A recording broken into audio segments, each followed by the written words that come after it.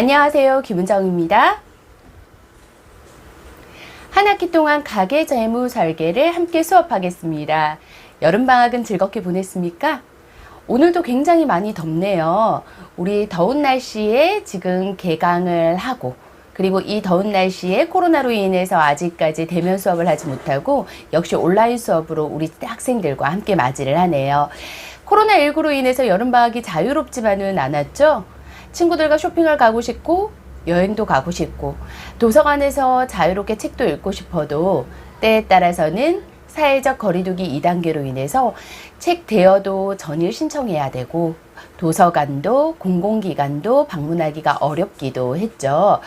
특히나 이번 여름방학에는 여름이면 꼭 가는 워터파크 다녀왔나요? 저는 못 갔어요. 걱정되더라고요. 물속에서 코로나 바이러스가 없어진다고는 하지만 그럼에도 불구하고 많은 인파가 모이는 워터파크나 많은 인파가 모이는 바닷가 유원지들을 가기는 굉장히 무섭더라고요. 아마 우리 학생들 중에서도 다녀온 친구들도 있고 그렇지 않은 친구들도 있을 것 같아요. 이번 여름방학 60일, 약 2달간 60일이고 시간으로 계산을 하면 24시간씩 해서 1440시간이 되죠. 이 40시간 동안, 1440시간 동안 우리는 자유를 가지고 있으면서도 자유롭지는 않았던 것 같아요. 하지만 자유롭지 않기 때문에 자유롭게 다닐 수 있는 시간, 문화와 문명과 같이 친하게 지낼 수 있는 시간, 수영장에서 보낼 수 있는 시간들을 또 다른 자연과 함께 보내는 시간을 보낸 친구들도 있을 거라는 생각이 들어요. 자연 속에서 시간을 보낸 친구들도 있을 거고요. 책 속에서 자기 개발을 한 친구들도 있겠죠. 역시 우리에게는 똑같은 2달이라는 방학이 주어져 있었습니다. 이 방학을 각자 자기 나름대로의 방식으로 즐겁게 보냈을 거라는 생각이 듭니다. 하지만 우리 이 2달간 어떤 학생들은 정말 시간을 효율적으로 사용을 했을 거고요. 어떤 학생들은 어떻게 보냈는지 모르지만 훌쩍 2달이 그냥 지나가서 아쉬움이 남는 친구들도 있을 거라는 생각이 들어요. 우리 지금도 2학기에 대면 수업이 이루어질 줄 알았는데 안타깝게 비대면 수업으로 이렇게 개강을 시작하네요. 자, 비대면 수업이지만 제가 지난 학기에 한 학기를 해보면서 느꼈던 점을 잠깐 이야기를 하면요. 학생들의 편차가 있었어요. 물론 모두 다 결과 보고서는 굉장히 멋있었습니다. 프로젝트의 결과 보고서를 보고 제가 이렇게 우리 학생들이 열심히 노력했구나 라는 생각에 감동받았고요. 하지만 수업 시간 중간중간 내는 과제물을 봤을 때 어떤 마음이 들었으냐라고 이야기를 드리면 정말 이해를 잘하고 있구나. 혹은 어떡하지? 이해를 전혀 못했는데 내가 어떻게 피드백 해줄 수 있는 방법이 없을까? 동기부여를 해줄 수 있는 방법이 없을까? 고민하는 학생들도 있었습니다. 자, 이번에도 시작은 이렇게 같이 시작이 되네요. 똑같은 문제를 안고 비대면 수업으로 원격 수업으로 시작을 합니다. 하지만 각자 지금 모두 다 동일한 위치에 서 있습니다. 어느 한 명이라도 더 유리한 조건을 가진 친구들은 없는 거죠. 다 똑같은 상황입니다. 이 상황 속에서 누구는 가계 재무 설계의 수업을 듣고 재무를 잘 꾸려갈 수 있는 친구들이 있을 거고요. 어떤 누군가는 가계재무 수업을 듣고 내가 더 준비해야 되는 게 뭐지? 이 수업 내용이 뭘까? 이해를 잘 못하겠어 라고 하는 학생들도 있을 것 같아요. 자, 지금 코로나19 시대 안에서 교육부나 인재개발 기관들에서 이렇게 이야기합니다. 자, 코로나19로 인해서 격차가 많이 벌어지고 있다. 인재들의 격차가. 교육 수준이 많이 벌어지고 있다. 이 교육 수준이 많이 벌어지고 있다는 것은요. 자기주도 학습이 잘 되어 있는 학생들은 너무나도 잘 쫓아오면서 시간 활용을 잘하고 있을 거고요. 반면 자기주도 학습이 조금 어려운 학생들 같은 경우에는 들으면서 집중하지 않고 다른 생각을 하게 되면 내 것이 아닌 시간 보내기를 할 수도 있다라는 이야기를 드립니다. 자, 같은 시간을 같이 활용하고 있습니다. 효과는 각자 다르게 가져갈 겁니다. 내가 어떤 효과를 가져갈 것인지는 스스로 고민해보는 시간을 갖도록 하겠습니다. 자, 우리 한 학기 동안에는 가계 재무 설계에 15주간 수업을 할 거고요. 크게 이야기를 드리면 중간고사 한번 칠 거고 프로젝트 한번 프로젝트로 기말고사 대체를 하게 됩니다. 자세한 내용은 수업 안에서 영상 속에서 다시 한번 이야기를 드릴 수 있도록 하겠습니다. 먼저 교과목의 개요 이야기 드릴게요. 자, 돈이 있다고 행복한가요? 돈이 있다고 행복하지는 않습니다. 하지만 돈이 많다고 행복과 연결이 되지는 않지만 돈이 없으면 불행할 수는 있습니다. 반면 돈이 있으면 불행을 피할 수 있는 도구는 됩니다. 자, 우리는 타인과의 비교에서 때에 따라서 행복을 느끼게 됩니다. 타인과의 비교에서 내가 돈이 없다면 가질 수 있는 것, 할 수 있는 것이 당연히 줄어들게 되게 되고요. 때에 따라서는 먹거리가 부족하고 때에 따라서는 내가 지출해야 되는, 꼭 납부해야 되는 비용들이 밀리기도 합니다. 그래서 돈은요, 행복의 잣대로 생각할 수는 없지만 불행하지 않을 수 있는 도구가 되게 됩니다. 그래서 현대 사회인 자본주의 사회에서는 돈을 관리하는 능력은 선택이 아니라 우리에게는 필수다라고 이야기를 드리고 싶고요. 우리 학생들이 직장 생활을 곧 시작을 할 겁니다. 빠르면 2020년도 이번 학기가 끝나고 다음 학기에 졸업을 해서 직장 생활을 시작하는 친구들도 있을 거고요.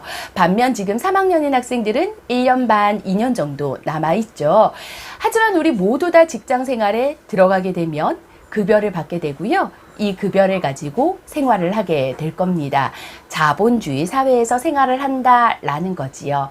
각자 현재의 상황에 따라서 출발점은 다를 수 있습니다. 직장인이 되자마자 내 연봉이 얼마인지, 내 직업이 무엇인지, 그리고 기존의 내 가정 환경과 혹은 학자금 대출, 전세자금 대출에 따라서 출발점은 다를 수 있습니다. 그러나 10년 뒤 생각해 보셨어요? 10년 뒤에는 많이 달라질 겁니다. 출발점이 같다고 10년 뒤는 같을까요? 전혀 다르겠죠. 출발점이 같다 하더라도 10년 뒤에 내가 어떤 가계 재무 설계를 꾸려왔는지, 재무 관리를 했는지에 따라서 10년 뒤에 나의 모습은 현저히 다르다라고 이야기를 드리고 싶어요. 저는 지금 40대 중반을 달리고 있습니다. 제가 달리면서 느끼는 게 뭐냐면요. 30대 후반까지는 그렇게 큰 차이를 느끼지 못했어요. 그런데 30대 후반이 지나고 나니까 소득의 차이도 느끼게 되고 종잣돈에 따라서 수익이 늘어나는, 투자금이 늘어나는, 내 종잣돈이 늘어나는 수준도 달라지더라고요. 이것이 가능하기 위해서는 출발점이 같은 친구라 하더라도 내가 어떻게 소비하는지, 어떻게 저축하는지, 내가 어떻게 투자하는지에 따라서 우리는 달라질 수밖에 없습니다. 우리가 쉽게 먼저 할 수 있는 것은요, 소비 습관을 바로잡는 겁니다. 자, 우리 지금 현재 대학을 졸업하고 첫 등록금, 첫 급여를 받게 되면요, 그 급여는 크게 차이가 나지는 않을 겁니다. 하지만 소비는 크게 차이가 나겠죠. 어떤 친구들은 월 20만 원, 15만 원으로 생활을 할 거고요. 어떤 친구들은 이제 나의 소득이 생겼으니 모든 소비를 나의 기준에 맞춰서 하다 보니 급여가 부족한 친구들도 있을 겁니다. 그에 따라 당연히 저축의 금액이 달라질 것이고요. 그 저축이 한 해, 두 해, 10년이 모이게 되면 큰 금액으로 달라지게 되기 때문에 처음부터 습관을 바로잡자라고 이야기를 드리고 싶습니다. 그런데 이 소비라는 게요, 저축이라는 게요, 굉장히 어렵습니다. 우리는 유전자적으로 사실은 저축을 하기 어려운 유전자를 가지고 있어요. 자, 왜 그런지에 대한 이야기를 한번 해볼까 합니다.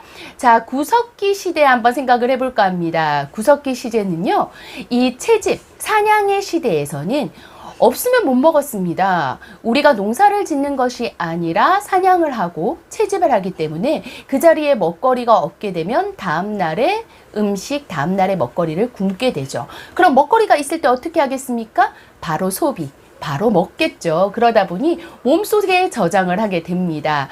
우리가 다른데 저장하고 비축하는 것이 아니라 몸속에 미리 저장해 놨다가 굶어야 하는 상황에 몸에 있는 체지방을 태워가면서 살아가는 것이 우리의 방법이었습니다. 이것이 우리는 유전자적으로 가지고 있었던 것입니다. 그런데 이것은 우리의 본능. 돈을 모으려면 어떻게 해야 될까요? 이 본능을 이겨내야 합니다. 자, 돈을 모은다는 것은 저축. 저축한 돈을 불리는 것은 투자입니다. 그래서 우리는 저축과 투자, 이 두 가지를 함께 해야 됩니다. 최근에 한국은행에서 발표를 했죠. 시중금리를 0.5%다라고 이야기를 했습니다. 우리가 은행에 1,000만 원을 예치하게 되면 1년 뒤에 연이자 5만 원을 받는 것이 0.5%의 이율이고요. 한국은행의 시중금리이기 때문에 보통 우리가 갈 수 있는 시중은행으로 가게 되면은 아마 1% 정도의 금리를 받게 될 거예요. 그렇다면 1,000만 원을 예치하게 되면 10만 원 정도의 이자를 받게 됩니다. 1,000만 원을 모으려면 우리 학생들이 몇 년 정도 고생해야 될까요? 80만 원씩 1년을 넣는다 하더라도 960만 원이고요. 960만 원을 예치한다 하더라도 96,000원의 이자를 받게 됩니다. 1,000만 원을 모으기 굉장히 어렵죠. 그런데 이렇게 수익률이 낮다라는 거죠. 그런데 은행의 이자는 1%를 주는데 우리가 시장에서 돌아가는 우리의 이율, 그러니 우리가 이것을 뭐라고 이야기하면 좋을까요? 연 물가 상승률. 연 물가 상승률은 2에서 4% 정도 상승이 됩니다. 은행 시중금리는 0.5%, 1%를 줍니다. 그렇다면 여기에서 우리 학생들 고민해 볼 게 뭔가요? 우리는 이자를 받고 있나요? 이자를 주고 있나요? 이자를 주고 있는 거죠. 왜? 물가가 올라가는 금액보다 은행에서 이자를 적게 주기 때문에 우리의 입장에서는 물건을 사두는 게 낫지 않을까라고 생각이 듭니다. 내년에는 이 물건의 이자가 오르니까요. 그러니 결국은 알고 보면 우리는 은행에서 이자를 받는 것이 아니라 이자를 주고 있는 원리일 수도 있습니다. 그렇다면 1%가 아닌 물가 상승률이 아닌 그 이상의 수익률을 볼 수 있는 것으로 저축을 해야지만 하고 투자를 해야지만 우리가 손해보지 않는 삶이 되겠죠. 그래서 우리는요, 은행 말고 저축 말고 투자에 대해서도 눈을 떠야 된다라는 것을 이야기를 드리고 싶어요. 하지만요, 투자는 잘못하게 되면 어떻게 될까요? 수익률이 높으면 높을수록 위험률이 높다. 그래서 수익률을 높게 생각해서 우리가 투자를 하게 되면 결국은 손해를 봐서 은행에서 말하는 1%의 수익률, 물가 상승률보다는 낮지만 그 수익률도 받지 못하는 경우들이 발생이 될 수 있다라고 합니다.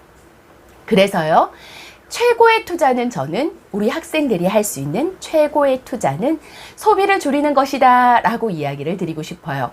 오랜만에 친구와 서면에서 만났습니다. 커피 한 잔을 하고 싶어요. 어떤 학생들은요, 길에서 1,500원짜리 커피를 사 먹을 수도 있고요. 어떤 학생들은요, 카페 안에 들어가서 4,100원짜리 아메리카노를 사 먹을 수도 있겠죠. 4,100원짜리의 아메리카노와 1,500원짜리의 아메리카노 두 금액의 차이는 2,600원입니다.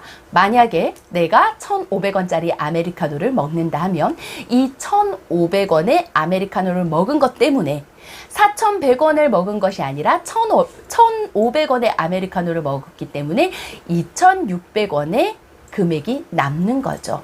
어점요? 2,600원의 소득을 보는 거라는, 수익률을 보는 거라는 걸 굉장히 어려운 거죠. 그래서 어떻게 생각하면 이렇게 버는 것이 더 버는 것이 아닐까? 라고도 한번 이야기를 드려보고 싶어요. 자, 그래서 소비를 줄이는 것이 최고의 재테크다라고 먼저 이야기를 드리고 싶어요. 적극적인 재테크를 하고 싶다면요, 우선은 일하는 방법을 조금 고민해 봐야 됩니다. 누가 일하는 방법요? 돈이 일하는 방법요. 돈이 일하는 방법을 고민하기 위해서는 그 전에 무슨 공부를 많이 해야 됩니다. 돈을 일하게 하는 공부를 많이 해야 되겠죠. 지금은 최대 이슈는 코로나19입니다. 코로나19로 인해서 혹시 수혜받은 사람들이 많은 것을 알고 있나요? 전 세계 시장이 마비가 되었지만 그럼에도 불구하고 코로나19로 인해서 수혜를 받은 사람들도 있습니다. 자, 우리 주식에 최근에 뛰어들어서 많이 돈을 번 동학개미들도 볼 수 있을 거고요. 반면 사업을 하는 사람들 중에서도 배달 전문 업체를 하고 있는, 그런데 식당을 운영하는 사람들이 아니라 이 배달 앱을 운영하고 있는 배달의 민족, 요기요. 사장님들은 어떻게 될까요? 아마 이번에 최대 수혜자가 아닐까요? 그래서 돈을 일하게 하는 방법들을 고민해보자 라고 이야기를 드리고 싶고요. 돈을 일하게 하는 방법을 고민하기 위해서는 우리는 세계 시장에 대해서, 세계 경제에 대해서 같이 고민을 해야 됩니다. 자, 국내외 급속한 사회 시장 경제가 계속 변하고 있습니다. 이 변하는 상황 속에서 우리는 불안정한 경제 상황 속에서 다양한 변화의 경향을 이해할 수 있어야 되고요. 우리 가게가 원하는 수준의 경제적 복지, 그러니 내가 원하는 경제적 복지가 무엇인지를 고민하고 이것을 추구하기 위해서 가게 재무관리의 실용적인 방법들을 고민해 봐야 합니다. 저와 함께하는 수업에서는요, 역사 속에서 경제의 기본 흐름을 이해를 해볼 거고요. 경제지능의 향상을 시켜서 적극적으로 대처하는 실용적인 가계 재무 역량을 기르는 데 역점을 두고 있습니다. 자, 우리 학생들께서는요, 지금부터 이렇게 노력하셨으면 좋겠어요. 여기에서 기본적인 포인트는 뭐다? 국내의 급속한 사회 경제 변화에 따른 불안한 경제 상황. 기억해 주셔야 돼요. 우리는 급속한 사회 경제 변화에 따른, 그러니 사회 경제적 변화에 대해서 관심을 가져주셔야 되고요. 코로나19로 인해서 어떤 시장은 흥했고요. 어떤 시장은 망했습니다. 그렇다면 이 시기에 흥한 시장이 무엇인지 살펴보면서 어떻게 하면 그 흥한 시장에 내가 투자할 수 있는지 고민해 보게 된다면, 만약에 종잣돈이 있다면, 만약에 내가 가지고 있는 자본금이 있다면 그 쪽으로 돈을 투자하게 되면 당연히 내 돈은 일하게 되겠죠. 그래서 돈을 일하게 하는 것이 이 가계 재무 설계의 하나의 방안이다 라고 이야기를 드리고 싶어요. 자, 본 교과의 교육 목표 이야기 드리겠습니다. 첫 번째는요, 다 같이 한번 읽어보겠습니다. 시작! 가계 재무 관리의 개념을 이해한다. 자, 둘째 함께 읽어볼게요. 시작! 역사 속 사건을 통해서 경제를 배운다. 셋째는 우리 학생들만 읽어봅니다. 셋째.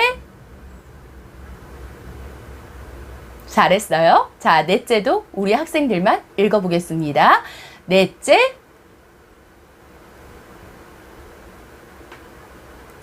그래서 마지막에 이 수업이 끝나게 되면은요, 종잣돈의 필요성을 이해하고 종잣돈을 마련할 수 있는 방안까지도 고민을 해볼 겁니다. 우리 가계재무설계 수업이 끝나고 되면 다음 학기 4학년 1학기에는 저축과 투자 시간을 만나게 되겠죠.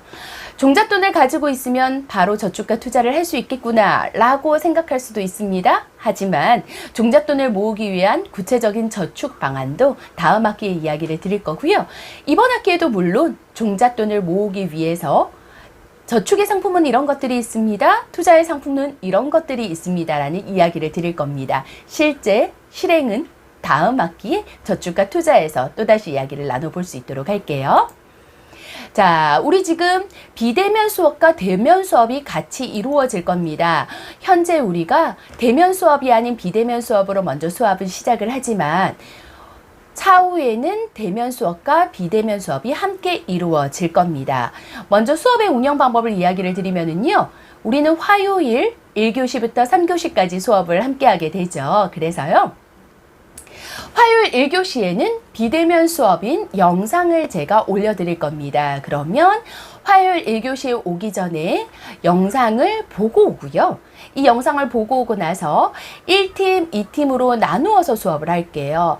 지금 현재 사회적 코로나19로 인해서 사회적 거리두기를 하고 있기 때문에 전체 한 교실에서 수업을 하는 것이 아니라 반씩 나누어서 수업을 할 겁니다. 그런데 수업 인원에 따라서 이 부분은 조율이 될 수도 있습니다.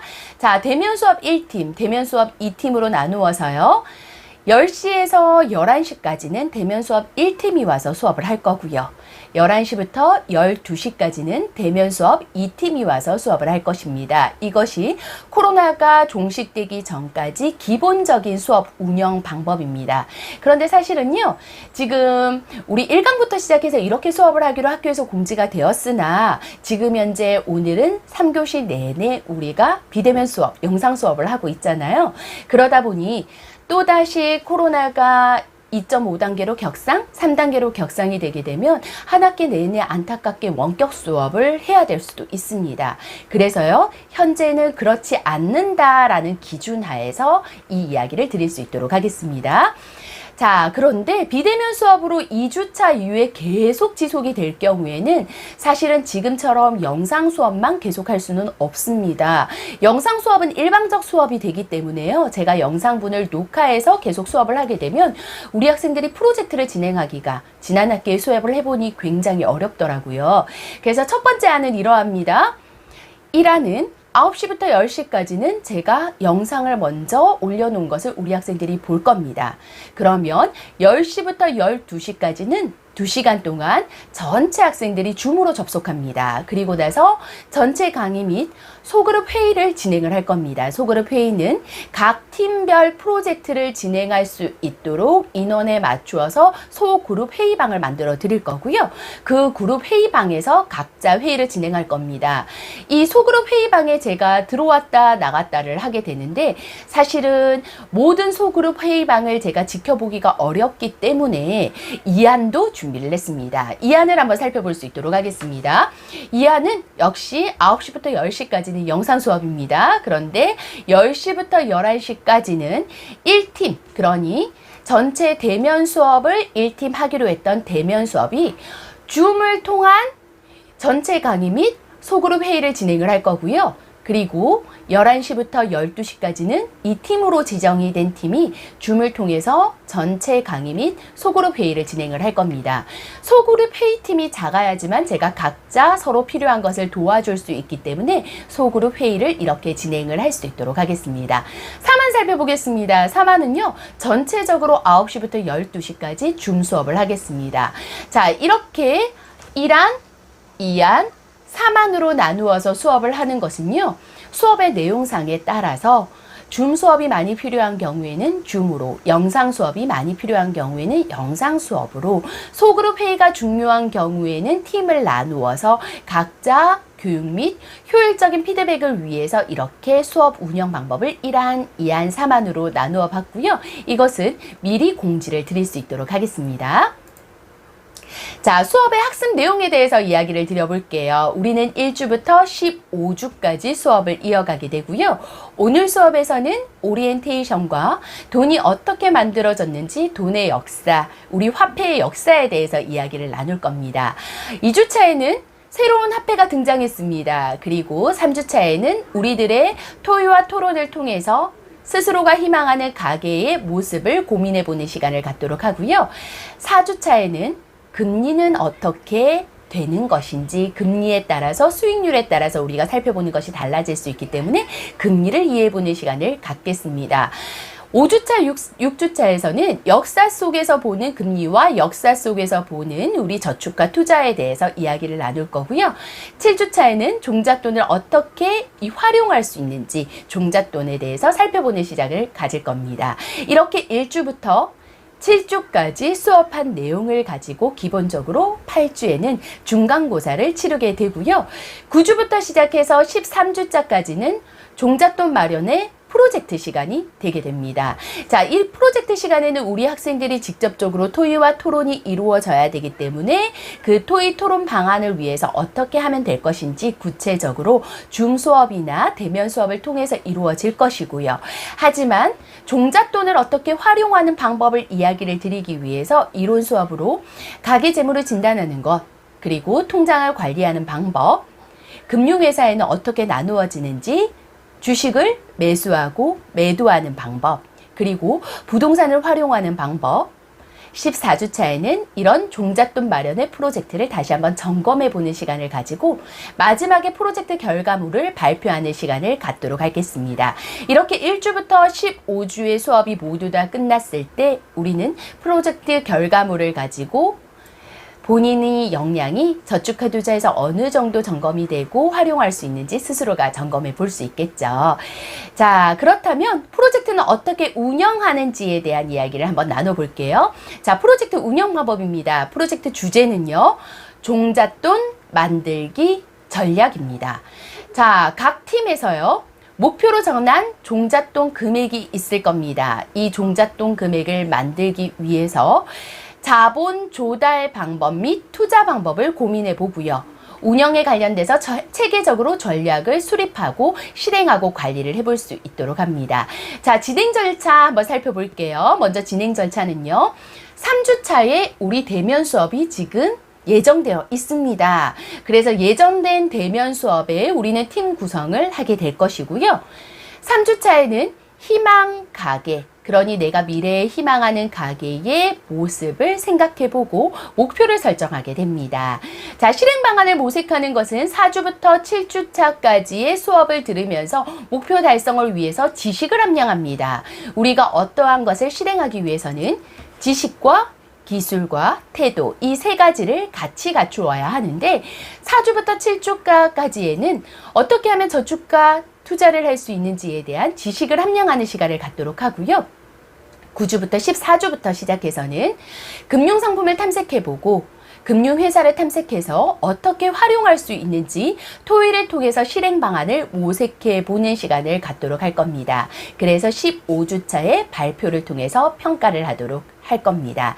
자, 프로젝트는 되도록이면 수업 시간에 1차적으로 방안을 모색을 해드릴 거기 때문에 함께 진행을 하면 그리 어렵지 않을 거라는 생각이 들고요. 만약에 이번에 끝까지 대면 수업이 이루어지게 되면 비대면 수업으로 이루어져서 원격 수업을 하게 되면 제가 매주차 틀을 드릴게요. 어떻게 하면 이 틀에 맞추어서 작성을 하시고 그 틀에 맞추어서 우리 학생들이 보고서를 작성을 하시게 되면 조금 더 편리하게 회의가 가능하지 않을까라고 생각이 듭니다. 자, 그래서 이렇게 프로젝트를 운영하기 위해서 우리는 어떤 습관을 가져야 되는가, 어떤 생각을 가져야 되는가 한번 살펴볼게요. 자, 나는 누구일까요? 한번 보겠습니다. 나는 위대한 사람들의 하인이고요. 나는 실패한 사람들의 하인이기도 합니다. 자, 나는 위대한 사람들이요. 사실 내가 그렇게 만들어준 것입니다. 나는 기계는 아닙니다. 자, 기계처럼 정확하고요. 인간의 지석으로 움직이기는 하지만 말이죠. 인간은 나를 이용해서 이익을 얻을 수도 있고 망해버릴 수도 있습니다. 당신이 어떻게 하든 나한테는 별로 상관없는 일이기는 하죠. 나를 잘 길들이세요. 엄격하게 다루시기 바랍니다. 그러면 신뢰받는 사람이 되게 해주겠습니다. 나를 너무 쉽게 대하면 내가 당신을 파괴해버릴지도 모릅니다. 혹시 이 나는 누구인지 알겠습니까? 나는 누구일까요? 우리 학생들 잠시 생각해 볼게요. 10초 정도 시간 드리겠습니다.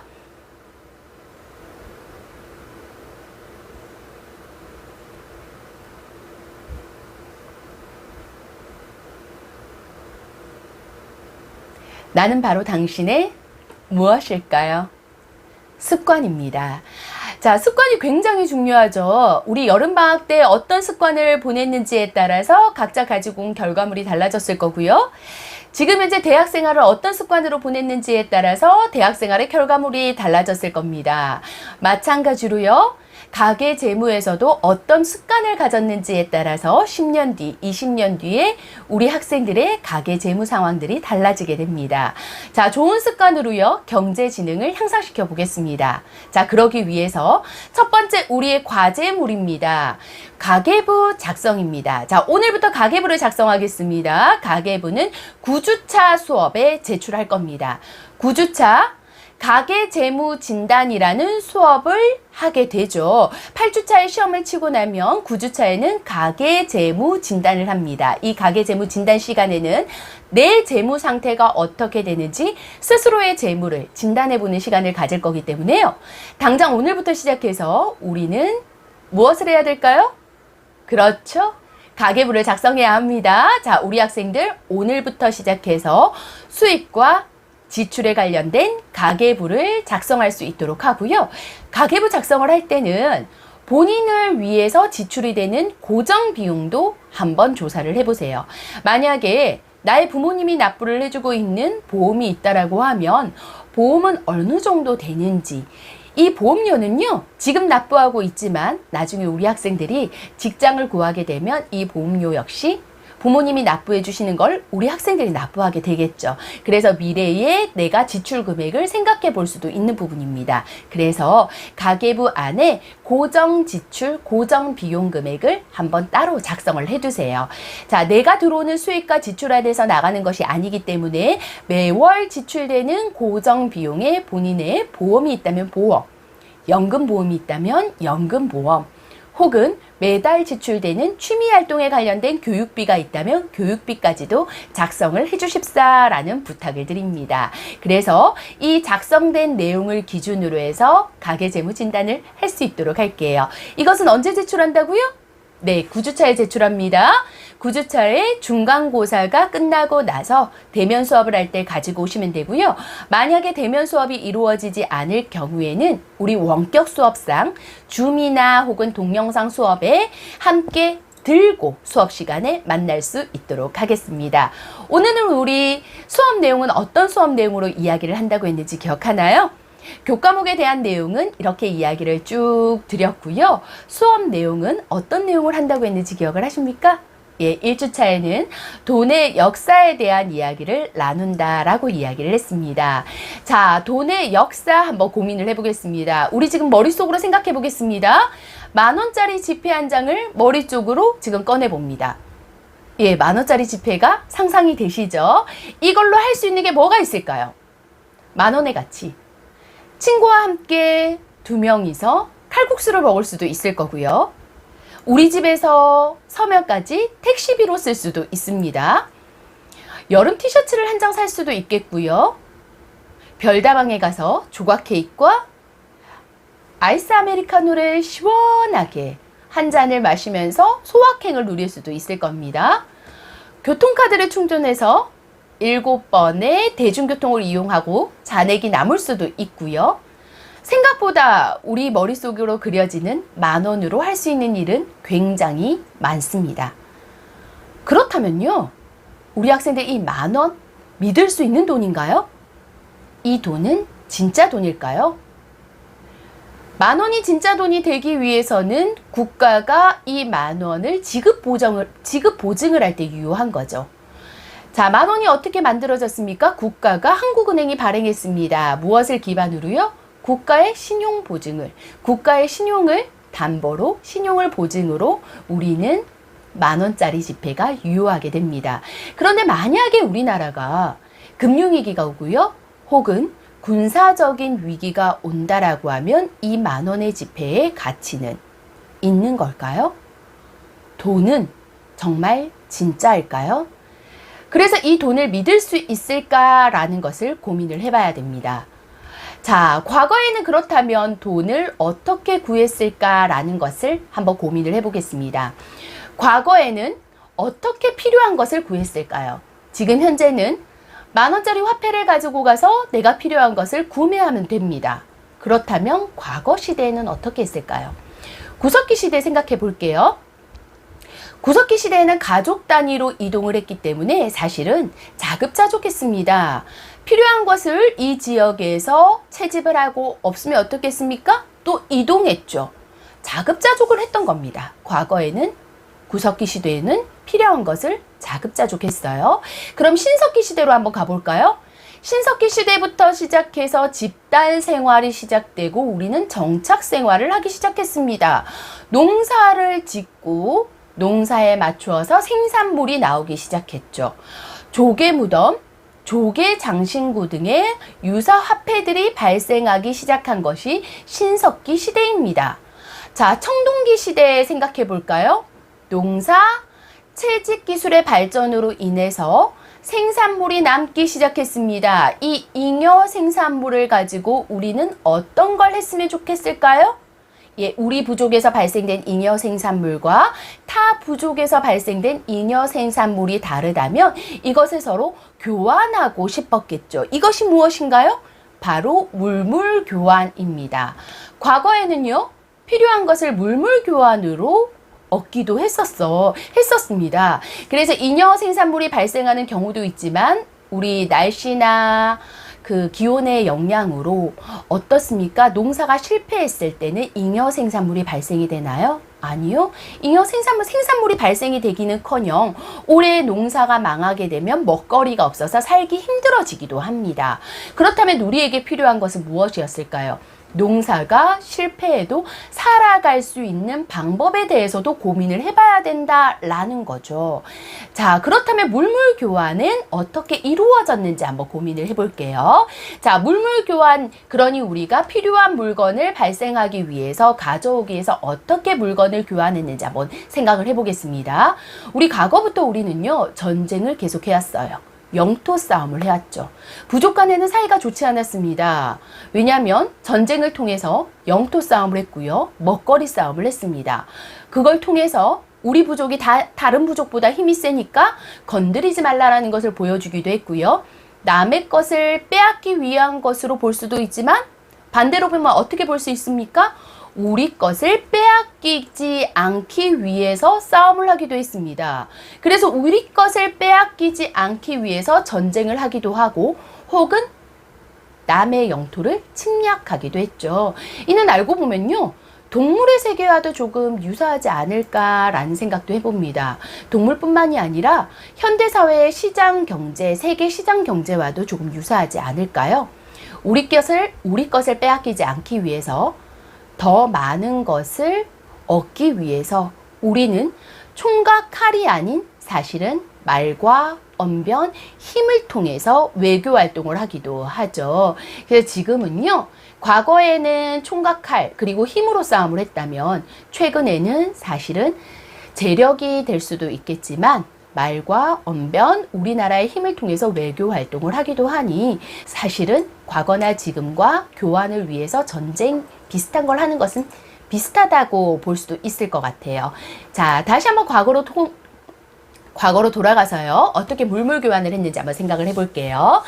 자, 보이는 곳은요, 사냥을 통해서 생존하는 사냥 부족, 고기를 가지고 오는 사냥 부족이라고 이야기를 드리고요. 자, 이쪽 부족은요, 농사 혹은 채집을 통해서 생존하는 채집 부족이 있다고 가정을 해볼게요.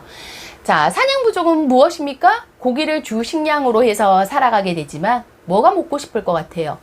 여기에서 채집을 하고 있는 채소들이 먹고 싶을 거예요. 곡식들이 필요로 할 거예요. 그래서 곡식을 얻었으면 하는 생각이 들 겁니다. 반면 어떻겠습니까? 채집 부족, 그 곡식과 채소가 있는 부족에서는 이렇게 생각도 할 거예요. 어떻게 해요? 아, 우리도 고기가 필요한데 라고 할 겁니다. 그런데 이들은요, 사이가 좋지는 않아요. 왜? 서로의 것을 약탈하고 서로의 땅을 침략하려고 하지만요.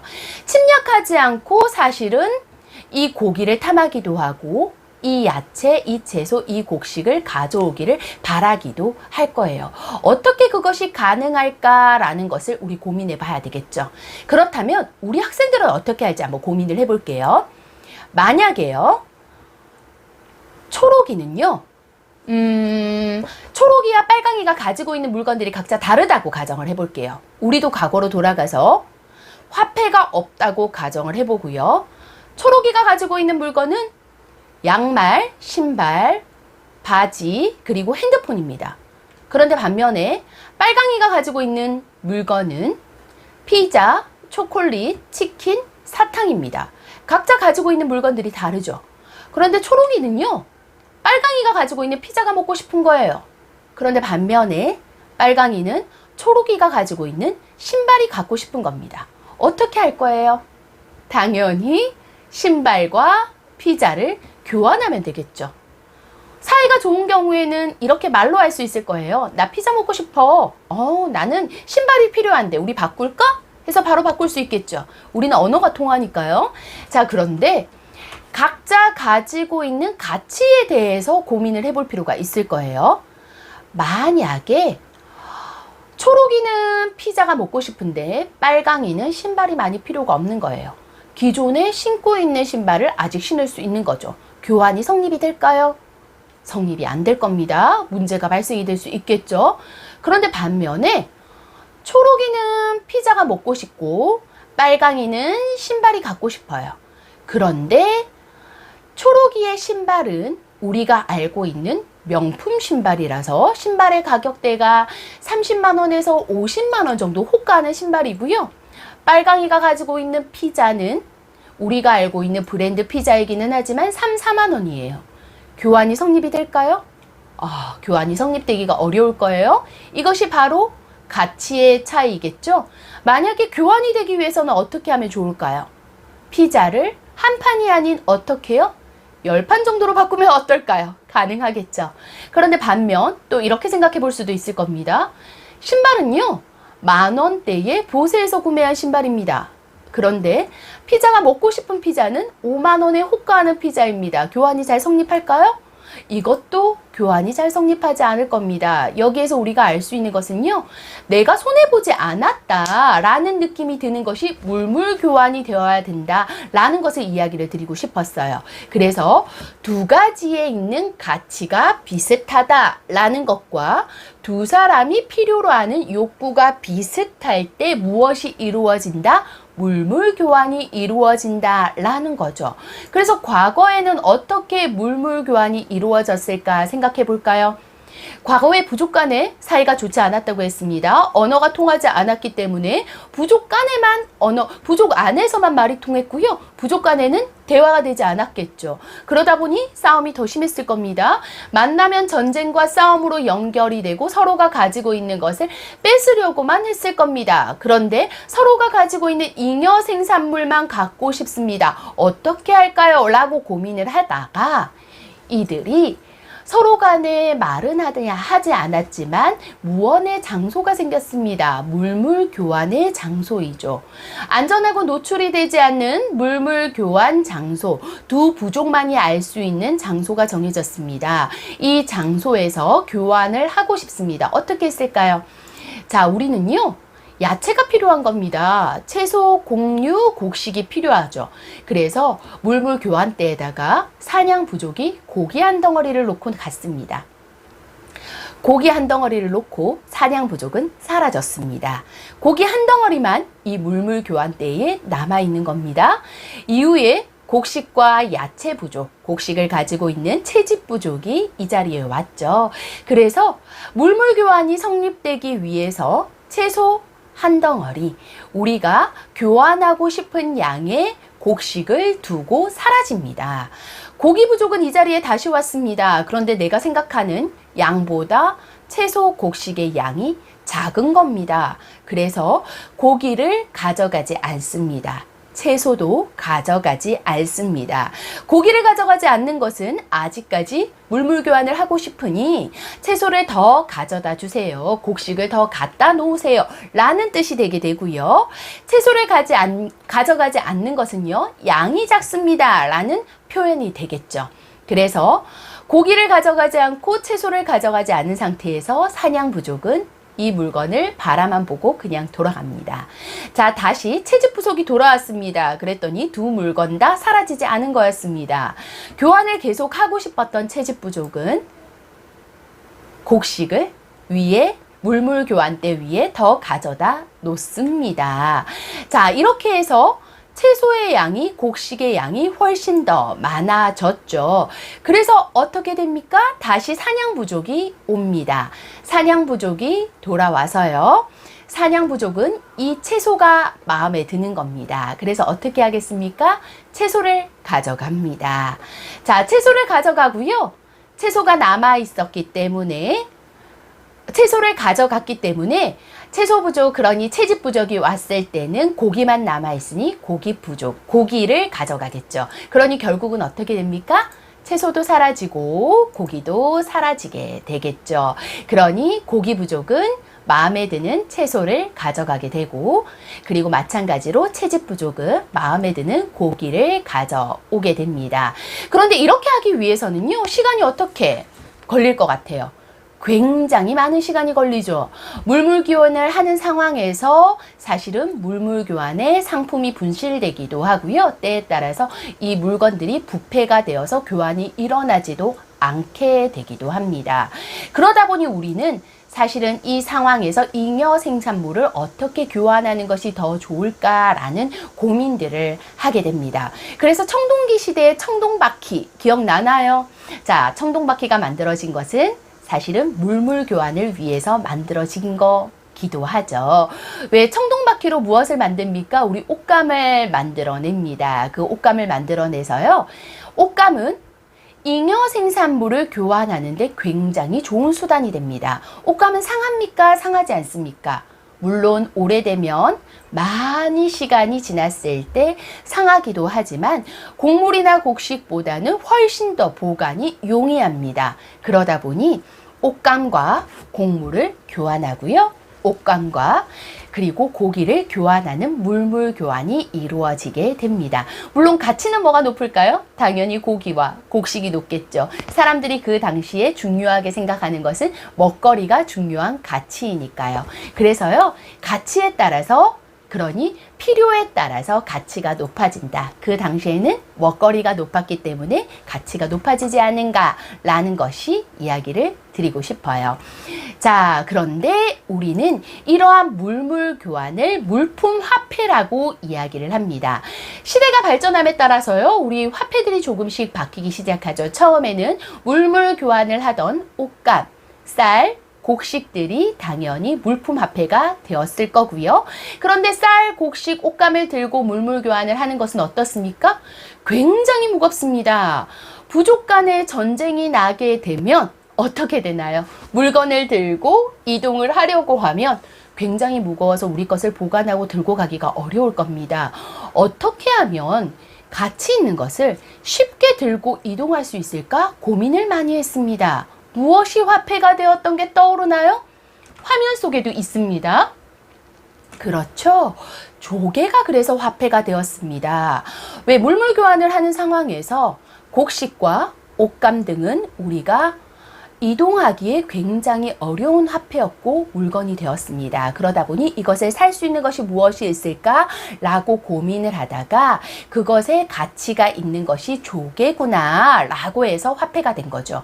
작고 보관이 쉽고 가벼워서 혹시라도 전쟁이 나면 어떻습니까? 확 주워서 얼른 들고 나오기도 쉽고요.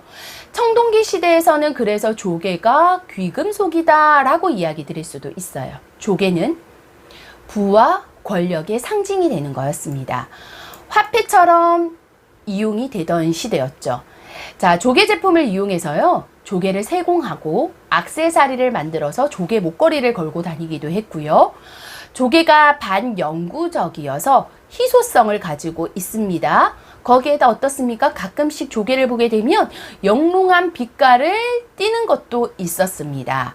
그런데 조개가 언제부터 화폐의 가치를 잃기 시작했나요?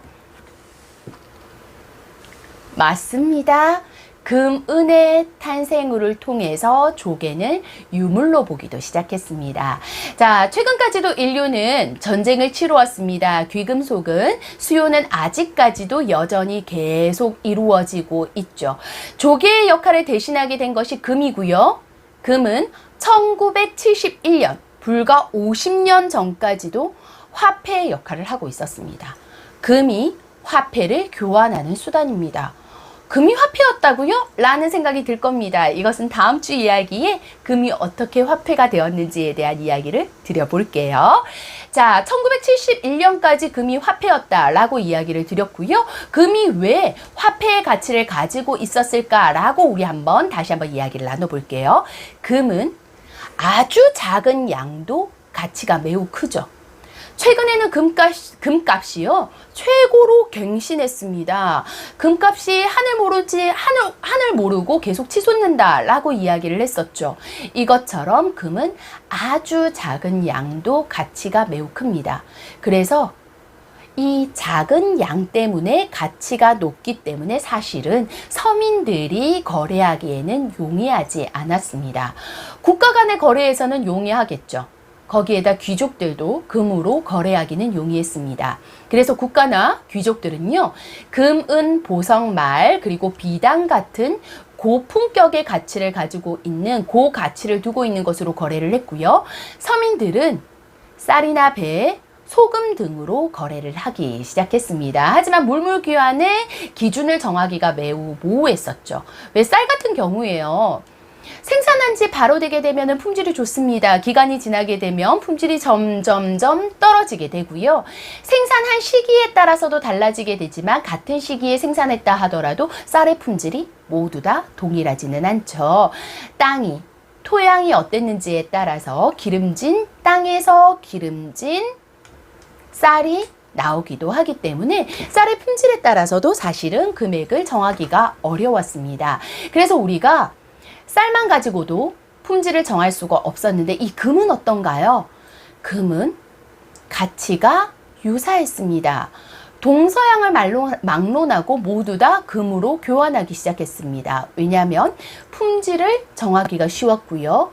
보유량이 한정적이었어요. 그것이 바로 금이었습니다.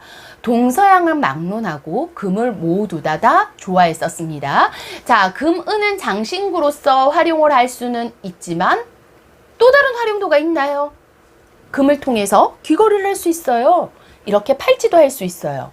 반지도 할 수 있어요. 하지만 그 시대에 필요했던 총, 칼, 무기, 농기구를 만들 수 있었나요? 없었습니다. 그럼에도 불구하고 높은 가치로 책정이 되었습니다.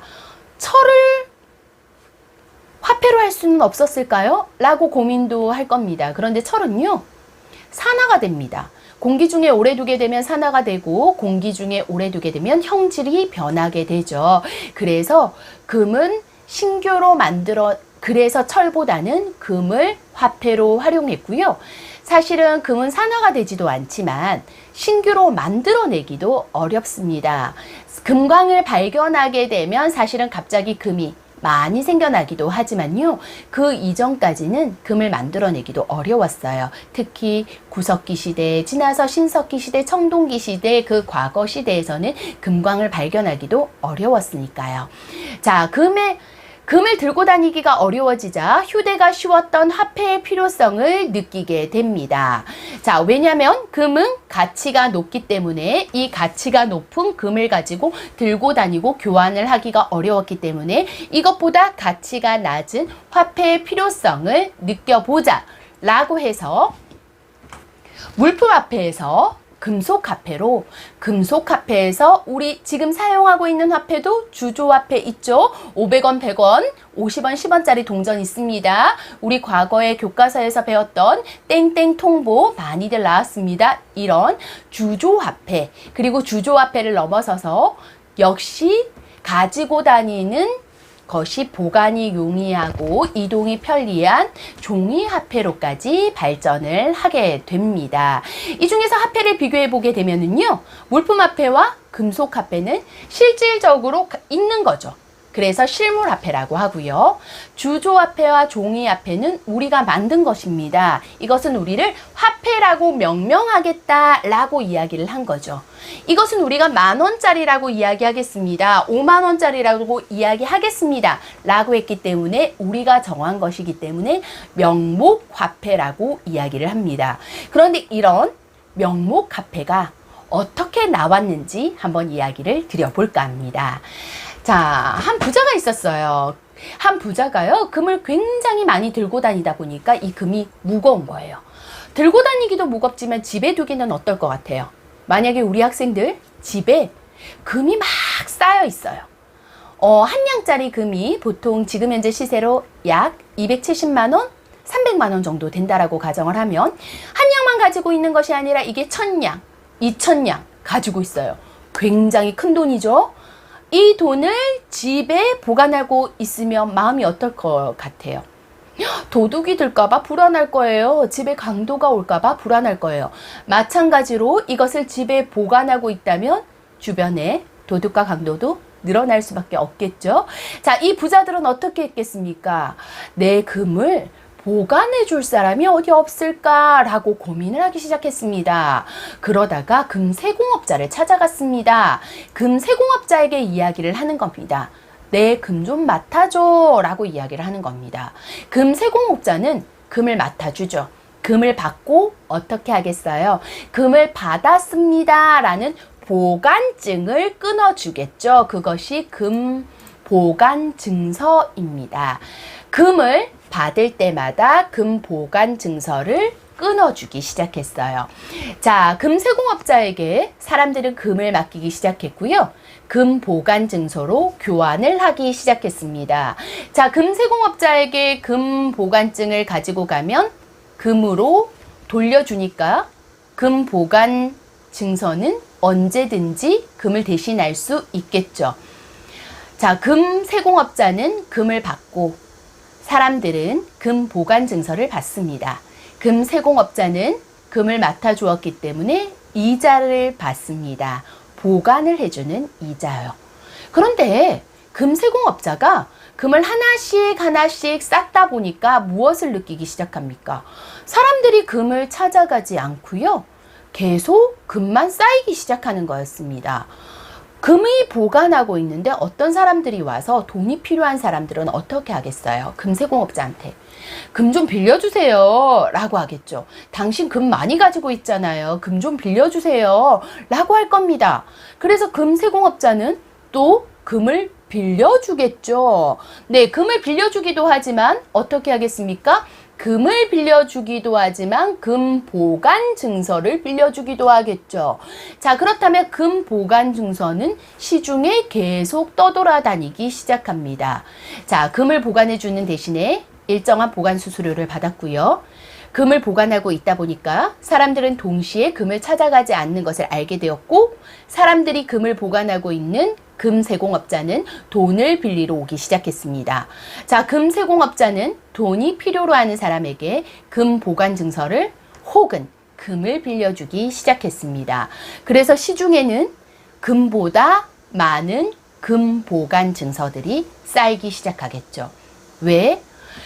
사람들이 동시에 금을 찾으러 오지 않기 때문에 금세공업자는 금 보관 증서를 사람들에게 빌려주면서 이것을 유통하면 된다라고 이야기를 하게 됩니다. 시중에는 금 보관 증서가 훨씬 많아지기 시작하게 된 것입니다. 자, 이것이요, 은행의 시초이고 이것이 금을 보관하게 된 처음의 이야기가 되게 됩니다. 자, 돈을 필요한 사람들은 금을 빌리러 가게 되고요. 대출을 받게 됩니다. 자, 그런데 우리 여기에서 한번 고민을 해볼게요. 보유하고 있는 금보다 금 보관 증서가 많아지게 됩니다.